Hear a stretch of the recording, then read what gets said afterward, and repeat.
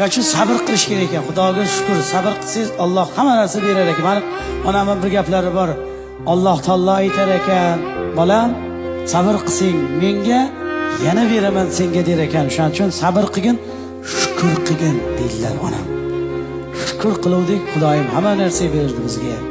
Toshkentga kelganimizda bitta Nexia'da kelganmiz, er xotin 2009-yil ko'rpa to'shak idish tovoq, bitta mantiqozxonamiz bor.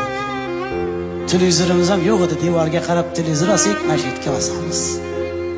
Sen xotinim bu yoqqa olsak-chi, nimaga? Oshxonadan ham ko'rinar ekan. Bu yoqqa olsak-chi derdim men. Nimaga? Spandiydan ham ko'rinar ekan. Xohlagan joyimizga olsak bo'laverardi, bir xona uyda turardik-da. Bu ham birovniki, arenda. O'zimizniki emas hali. 6 ta kvartiraga ko'chibmiz. Bu yoqda 3 oy, naryoqda 6 oy, bu yoqda 1,5 yil. Toshkentda hamma joyda yashab chiqdim. Bitta kvartirada 3 kun yashayapmiz. Er xotin. U kvartirani 2 kun tozaladik. Bizdan oldin odam yashaganmi, mol yashaganmi?